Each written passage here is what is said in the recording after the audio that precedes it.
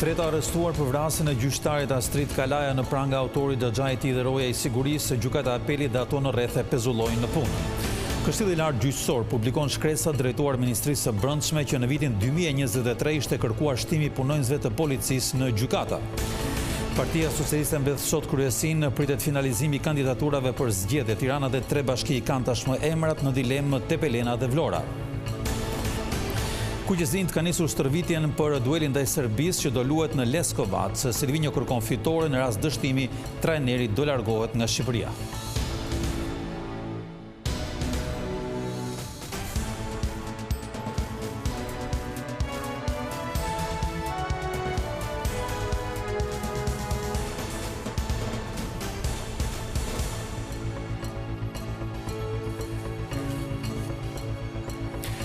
Përshëndetje të gjithëve, do jemi së bashku me lajmet e drekës këtu në televizionin kombëtar Vision Plus. 3 persona kanë përfunduar në pranga deri më tani për vrasjen e gjyqtarit të apelit Astrid Kalaja një ditë më parë. Përveç autorit, Elvis Shkambi janë arrestuar dhe Xhaxhai i tij si dhe oficeri i sigurisë i gjykatës së apelit të Tiranës. Ndërkohë, vrasësi në dëshminë e tij u ka thënë hetuesve se ka kryer krimin pasi ishte sorrullatur për vite me radhë në procese gjyqësore për pronën. Policia e Tiranës ka arrestuar Elvis Shkambin, Xhaxhain e tij Gjon Shkambi dhe rojen e sigurisë së gjykatës së apelit Banush Koxhaj në lidhje me ngjarjen shokuese ku mbeti i vrarë gjyqtari Astrid Kalaja dhe u plagosën 2 të tjerë, Babe Bir, Ragip dhe Ervis Kurtaj. Në përfundim të seancës së apelit, sapo gjyqtari ndjer lexoi vendimin, 30 vjeçari Elvis Shkambi qelloi me armë zjarri 3 herë ndaj gjyqtarit Kalaja, pasi ai lexoi vendimin në lidhje me godinën e ish shkollës së rezervave në lagjen Skanderbeg. 30 vjeçari Shkambi ka nxjerrë armën dhe ka qelluar me 3 plumba Astrid Kalajan, 2 prej të cilëve prekën në kraharor dhe 1 në pjesën e barkut, plagë që rezultuan fatale për gjyqtarin 60 vjeçar. Në dëshminë e tij përpara hetuesve i riu ka pranuar krimin e rënd duke thënë se i kishte ardhur në maj të hundës procesi gjyqësor. Sipas tij, nuk e kishte menduar vrasjen më parë, por vendosi që të qëllonte drejt gjyqtarit pas vendimit për pronën që ai pretendon dhe familja Shkambi. Elvis Shkambi akuzohet për veprat penale, vrasje e funksionarëve publike kryer në bashkëpunim, vrasje në rrethana të tjera cilësuese kundër 2 ose më shumë personave e mbetur në tentativë dhe e kryer në bashkëpunim, si dhe armbajtje pa leje. Xhaxhai i tij ndërkohë akuzohet për vrasje funksionarëve publike kryer në bashkëpunim dhe vrasje në rrethana të tjera cilësuese kundër 2 ose më shumë personave e mbetur në tentativë dhe kryer në bashkëpunim, ndërsa ndaj rojes së gjykatës rëndon akuza e shpërdorimit të detyrës. Referuar dinamikës së ngjarjes, policia shton se 30 vjeçari dhe Xhaxhai i tij kanë qëndruar në hollin e pritjes deri në orën 15:29 minuta dhe më pas janë futur brenda sallës së gjyqit. Në orën 15:35, në momentin që gjyqtari Kalaja ka shpallur vendimin, Elvisi ka nxjerrë pistoletën dhe ka qelluar 3 herë ndaj tij. Më pas, ai ka drejtuar armën ndaj Babe Bir, Ragip dhe Ervis Kurtaj, me të cilët ishin në konflikt për pronën duke i plagosur. Pas krimit të rënd, i riu ka dalë bashkë me Gjon Shkambin, ku i ka lënë pistoletën rojes dhe në oborrin e gjykatës i ka bërë me dorë efektivëve të policisë, duke i thënë se sapo kishte vrarë gjyqtarin. Fill pas këtij momenti aty u vendosën prangat. Konflikti për pronën nisi në vitin 1992, ku Gjon Shkambi dhe familjarët e tij pretendojnë se toka ku është ndërtuar shkolla e rezervave shtetërore është pronë e tyre, dhe për këtë i referohen edhe vendimit të shkallës së parë. Ky vendim ishte shkak për përplasjet prej vitesh mes familjes Shkambi dhe 32 familjeve që ishin strehuar në këtë godinë. Dhe një tjetër kërcënim për njerëzit e drejtësisë ka ardhur nga familja Shkambi në Shkodër. Xhaxhai autorit ka deklaruar se ai gjyqtar që do t'i dënojë nipin do përballet me plumbat dhe pas kësaj deklarate policia ka ndërhyrë duke arrestuar. Njëri si dënojnë një ato do të përballet me të njëjtën gjë. Një gjyqtar si të dënojnë do të përballen me pluma. Kjo është deklarata e paprecedente e Gjovalin Shkambit, Xhaxhai tjetër të autorit të vrasjes së gjyqtarit Astrid Kalaja, i cili ka kërcënuar hapur se fatin e të ndjerit do të ketë edhe gjyqtari që do të dënojë nipin e tij. Ka 13 vjet që i shkruajmë kryeministrit të kancellerisë anali pronën se u kena ble. Një gjyqtar si dënojnë një ato me kolinë, me klismon, me mua, ka të njëjtën shpërblim. Prova t'i lam, kush dënojnë një djalë të njëjtën gjë ka. Në qoftë edhe Donald Trump, në qoftë edhe Papa. S'ka loj me nema. Pyetjes nëse është i penduar, Gjovalini ju përgjigj. Familjes të ndjerit gjyqtarës. Ju ulem gjëj. Edhe I kërkoj halalin me kishe me xhami. Kena nis luft pa pame. Në mënyrë absolute nuk I drum hakmarrjes. Nuk I druesh? Jo, hit. Se nuk ka ta thot çop.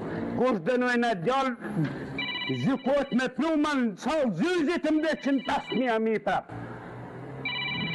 Se më ka për mbes shteti, se ako ble shteti tu.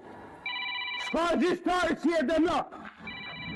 Se më 150.000 mi ha plumat si ku I hëngra Astrid Kalaja. Por me njëherë pas këtyre deklaratave kërcënues, ai u arrestua nga policia e Shkodrës. Nipi I tij Elvis Shkambi hyri të hënën brenda sallës së gjyqit dhe qelloi 3 herë drejt gjyqtarit Astrid Kalaja pasi mori një vendim kundër xhaxhait të tij, Gjon Shkambi. Këshilli i Lartë Gjyqësor publikoi sot kërkesat e përsëritura të bëra ndaj Policisë së Shtetit dhe Ministrisë së Brendshme për të shtuar forcat e rendit brenda në gjykata, por përgjigjja zyrtare ishte refuzimi për shkak të mungesës së personelit policor. Një ditë pas deklaratës së ministres së Brendshme Albana Koçiu, e cila tha se sipas ligjit nuk kanë asnjë përgjegjësi për kontrollin e hyrje-daljeve dhe sigurinë brenda godinave të gjykatave, Këshilli I Lartë Gjyqësor ka publikuar shkresat zyrtare që I ka përcjell pikërisht Policisë së Shtetit dhe Ministrisë, ku ka kërkuar forca policore të shtuara.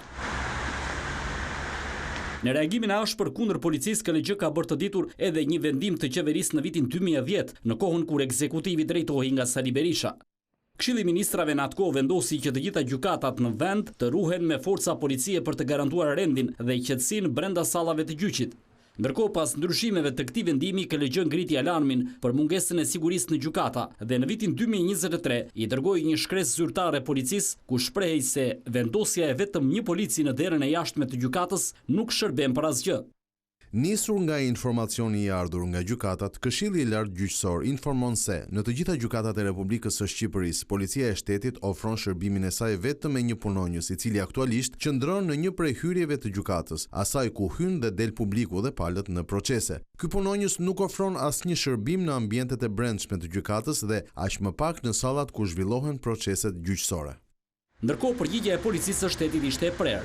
Nuk kemi policë për t'ju ruajtur. Aktualisht e kemi të pamundur shtimin dhe planifikimin e punonjësve të policisë për sigurimin e ambienteve të brendshme të gjykatave dhe gjatë zhvillimit të seancave gjyqësore, për shkak të limitit të kufizuar të personelit policor për sigurimin e këtyre objekteve. Vrasja I gjyqtarit Astrid Kalaja brenda sallës së gjyqit nxori në pa dështimin e masave të sigurisë në këto godina. Kjo për faktin se pajisjet sinjalizuese, edhe pse punonin, asnjë nga rojet nuk I dha rëndësi, ndërkohë që autori I dyshuar u fut brenda me pistolet.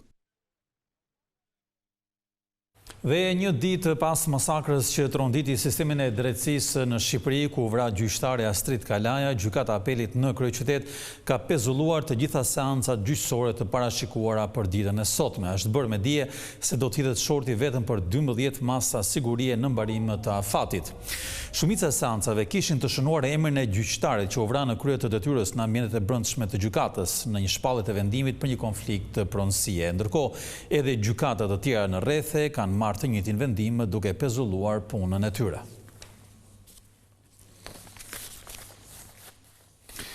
Udhëheqësi I opozitës Sali Berisha akuzoi institucionet shtetërore se kanë dështuar sipas tij me sigurinë në gjykata. Ai tha se vrasja e gjyqtarit Astrid Kalaja tregon se drejtësia nuk ka qenë kurrë më parë në gjendjen dramatike që është sot. Kryetari I Partisë Demokratike Sali Berisha dënoi vrasjen e gjyqtarit apelit duke e cilësuar të papranueshëm ekzekutimin e një zyrtari në detyrë.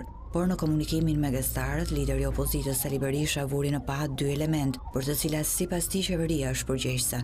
Elementi I parë që Berisha theksoi është siguria. Vrasja në sallën e gjyqit e gjykatësit Kalaja ngjitet në nivelin e krimit shtetëror. Dhe kjo jo se plumbat u shkrehen nga shteti, por sepse vrasja ndodhi në mungesë të plot të gjitha përgjegjësive dhe detyrimeve shtetërore. Elementi I dytë që kryetari I Partisë Demokratike vuri në dukje është reforma në drejtësi e cila sipas tij ka dështuar, pasi qytetarëve ju duhet të presin më shumë se 15 vite për të marrë drejtësi. Rasti i djelshëm është rasti më dramatik i vetgjyqësisë. Por e vërteta është se rastet e vetgjyqësisë për shkak të këtij sistemi të falimentuar po shtohen çdo ditë. Lideri i opozitës u kujdes tu bëj apel qytetarëve që vetgjyqësia nuk mund të jetë zgjidhja e problemeve të tyre. Nuk është se spati njerëz që duhet të kitën, nuk është se spati, po ju them se e keni shumë gabim. Nuk është vetgjyqësia zgjidhja e drejtësisë. Por vetë kryetari i Partisë Demokratike Berisha e sot nuk i shmangu sulmet ndaj gjyqtares Irena Gjoka e drejtuesit të SPAK-ut Altin Dumane. Po mos harro se unë jam kryetari i opozitës. Dhe nëse ti marr në detyrë një gjykatëse delinkuente dhe mban atë vetëm për qëllime politike, se ka dosë në Ilir Meca apo tjetër kujt, ti damkos drejtësinë. Sipas liderit të opozitës është kryeministri Edi Rama i cili sulmon gjyqtarët vetëm sepse zbatojnë ligjin.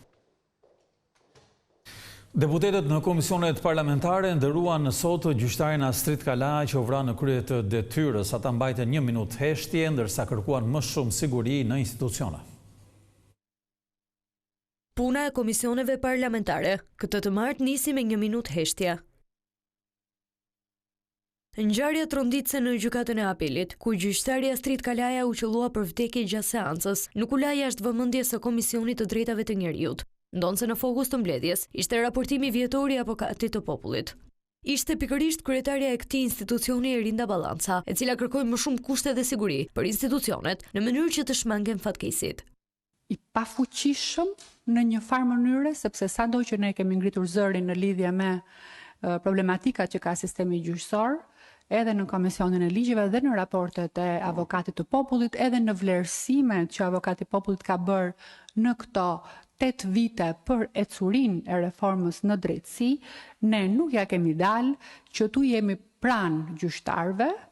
Rritja e sigurisë në institucione u mbështet dhe nga anëtarët e mazhorancës, ndërsa opozita nuk i kurseu kritikat.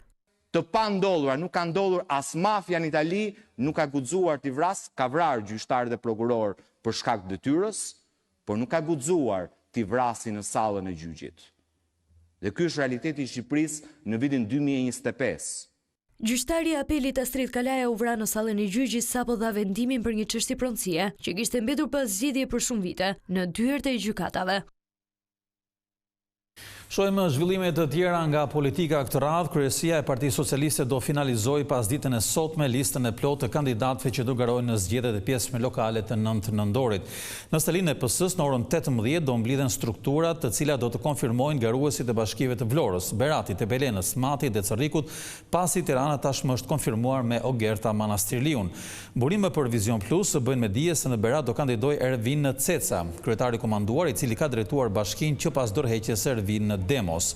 Edhe Cerriku e ka një emër, socialistët do garojnë me Florencë Dokun, edhe ky kryetari komanduar pas emërimit të Andis Sallës si ministër bujqësie. Kryesia e PS-s në Mat gjithashtu propozoi emrin e Altin Bojnit si kandidat disa ditë më parë. Tashmë mbeten në dilemë Tepelena dhe Vlora. Emrat e kandidatëve për këto dy bashki pritet të mësohen sot pasdite.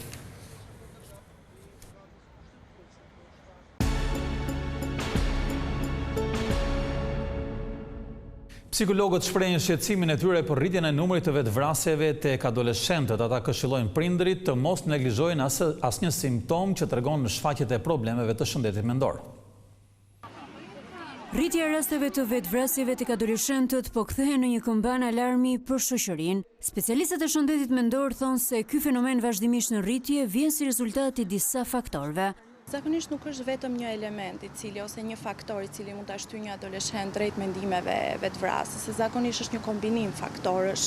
Mund të jetë faktori familje, faktori shoqëri, faktori shkollë, i cili së fundmi duket se po i shtyn akoma dhe më shumë adoleshentët drejt depresionit, e më pas drejt hallkës së fundit të depresionit, siç janë mendimet vetvrasëse, deri duke kaluar edhe në vetvrasje të mirëfill. Psikologët nënvizojnë disa nga shenjat të cilat duhen parë me kujdes dhe që mund të jenë paralajmëruese për shëndetin mendor të fëmijës. Adoleshentët të cilët po kalojnë depresion zakonisht mbyllen shumë në vetvete, pra kanë dëshirën dhe për të qëndruar në dhomën e tyre, për të qëndruar në hapësirën e tyre, pa u marrë me pjesën përreth.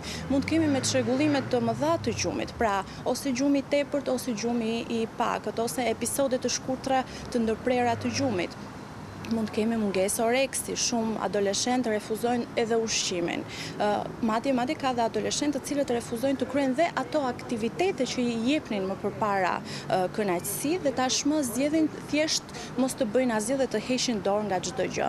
Në këtë situatë ndërlikuar, psikologët dhe ekspertët e fushës theksojnë nevojën për një bashkëpunim të ngushtë mes 3 hallkave kryesore që ndikojnë në zhvillimin emocional të fëmijës, prindit, fëmijës dhe mësuesit. Piknisja e jetës është familja, komunikimi në familje duhet jetë sa më i thjeshtë në botë kuptimin e fëmijës, kush më mirë se prindit e njohin fëmijën e tyre, pra duhet gjetur ajo gjuha e përshtatshme për t'ia shpjeguar fëmijës edhe diferencat që mund të gjejë fëmia në klasën apo në shkollën, se ku do të shkojë apo tek shokët që ai do ketë pranë vetes. Gjithashtu, unë mendoj që dhe shkolla është një komponent shumë i rëndësishëm në jetën e formimit të fëmijës për të ardhmen, që do të thotë të mësuarit është shumë i rëndësishëm. Mjafton që në planet mësimore të ketë ndoshta seanca edukuese jo vetëm me fëmijët, por shpeshherë të përfshihen dhe prindit. Në një apel drejtuar prindërve, psikologët nënvizojnë rëndësinë e komunikimit të hapur, mbështetjes emocionale dhe krijimit të një mjedisi të sigurt brenda familjes, ku fëmijët të ndihen të dëgjuar dhe të pranuar.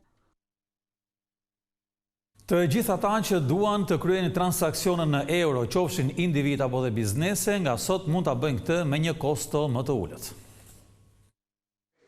Këtë të martë nisën transakcionet e para në euro përmes zonës unike të pagesave, e njohur ndryshe si SEPA. Kjo do të thotë se të 11 bankat vendase janë gati të ofrojnë shërbime SEPA për qytetarët dhe bizneset, të cilët mund të kryejnë transferta ndërkufitare në euro, duke kursyer kohë dhe para. Do të kemi tarifa shumë të ulta, transferimi parave nga Shqipëria drejt vendeve anëtare të SEPA-s do të kushtoj deri 5 herë më pak se më parë. Do të kemi transaksione më të shpejta, pagesat elektronike janë më të shpejta, më të sigurta dhe më komode. Do të kemi më shumë transparencë dhe barazi, pra një pagesë nga Tirana në Rom nuk do të kushtoj më shumë se sa një pagesë brenda Tiranës. Ndërkohë që do të kemi ulje drastike dhe për pagesat në mbritje, ku këtu do të përfitojnë kryesisht emigrantët shqiptarë që sjellin transferta nga vendet e tyre në Shqipëri, në familjet e tyre. Kjo është një arritje e prekshme për qytetarët shqiptar që tregon se çfarë do të thotë të bëhesh shtet antar i Bashkimit Evropian. Kjo arritje vjen si rrjedhojë e një procesi të gjatë dhe sfidues. Ky është një rezultat shumë i prekshëm i përpjekjeve tona të përbashkëta në kuadër të planit të rritjes së Bashkimit Evropian për Ballkanin Perëndimor, që synon të përshpejtojë integrimin e Shqipërisë dhe të rajonit në BE dhe të sjellë për qytetarët përfitime konkrete edhe para antarësimit. Sot është një ditë shumë e rëndësishme sepse shqiptarët ndihen të barabartë me çdo qytetar tjetër të Bashkimit Evropian.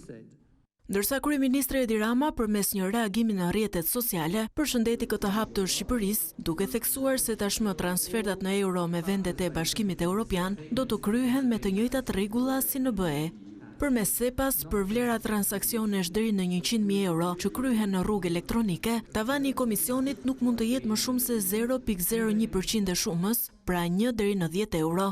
Dhe për vlera transaksionesh ndërbankare mbi 100.000 euro, këto komisione nuk mund të shkojnë më shumë se sa 25 euro.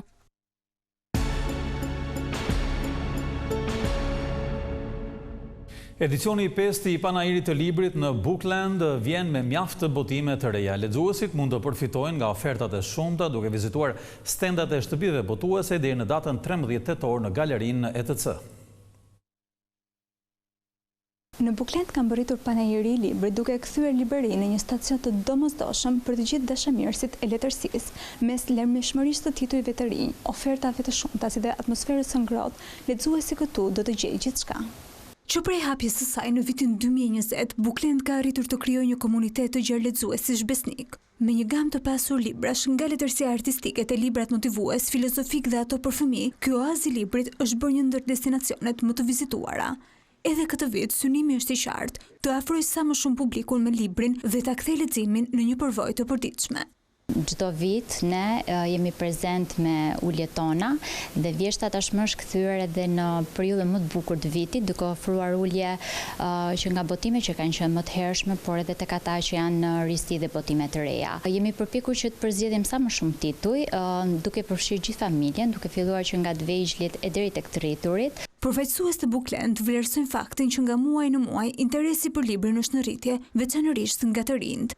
Ky panajër nuk është vetëm një mundësi për të bler libra më lirë, por edhe një kujtesë e bukur se leximi mbetet një udhëtim që ja vlen të ndërmerret çdo ditë. Në fakt, brezi i tretë është gjithmonë prezent dhe ndjehemi shumë mirë kur i kemi, sepse është një kënaqësi shumë e madhe që ato pavarësisht moshës vazhdojnë dhe kanë atë dëshirën e mirë për të qëndruar shumë afër librit. Sigurisht tendenca më e lartë është tek adoleshentët dhe moshat e reja, por nuk mund të bëjmë një ndarje strikte, fikse, që themi vetëm kjo kategori. Sigurisht i kemi gjithë prezent. Sepse është një mundësi shumë e mirë, jo vetëm për uljet, por ndoshta edhe për të prezantuar me shumë libra të rinj që mbas ata nuk i kanë parë ende, nuk i kanë ende në bibliotekën e tyre, dhe pse jo, një ulje është gjithmonë një oshje e mirë. Për të gjithë ata që duan të përfitojnë nga ofertat e panajirit, Bookland do të qëndrojë hapur deri më datë 13 tetor në galerinë e TC, në katin e dytë, ndërsa për ata që nuk mund të jenë fizikisht të pranishëm, librat mund të porositen edhe online në bookland.al.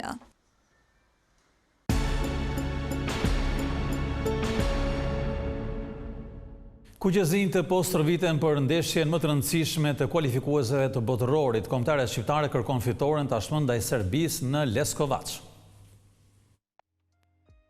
Shqipëria vijon sot përgatitjet për sfidën vendimtare të kualifikuesve të botërorit ndaj Serbisë në 11 tetor. Përballja në Leskovac është vendimtare për të provuar kapjen e vendit të dytë që të çon në play-offet e kualifikimit të mundshëm në Kupën e Botës të vitit 2026. Kuqezint vetëm fitoria i afron ndjeshëm me vendin e dytë pasi të krijonin një distancë sigurie plus 4 pikë në raport me Serbinë. Barazimi do ta linte gjithçka të hapur deri në fund, por me risk të madh për kuqezint pasi Serbia ka një ndeshje më pak në grup. Silvinho ka dhe pak ditë në dispozicion për të përgatitur atë që mund të konsiderohet pa diskutim udhkryqi i karrierës për trajnerin brazilian. Kontrata me Shqipërinë i përfundon në fund të eliminatoreve, pra në muajin nëntor, ndaj gjithçka do të varet nga klasifikimi i grupit. Në rast se Shqipëria renditet e dyta, detyrimisht Silvinho do të vazhdojë të udhëheqë përfaqësuesen të paktën deri në pranverën e vitit të ardhshëm, ku do të zhvillohen edhe sfidat e fazës play-off që të çojnë në botëror. Në rast dështimi, divorci është i paevitueshëm. Vetë trajneri largoi presionin dhe nuk kërkoi të shfokusojë vëmendjen nga përgatitja e ndeshjes, duke anashkaluar në konferencën e fundit pyetjen mbi të ardhmen e tij. Sa i takon gjendjes së skuadrës, ndryshe nga e hëna që ishte dita e parë e grumbullimit, sot kuqezin do të jenë të plot pasi në seancë bashkohen edhe emra si Hoxha, Balliu apo Hasani, Miaj që mbërriti me vonesë në grumbullim.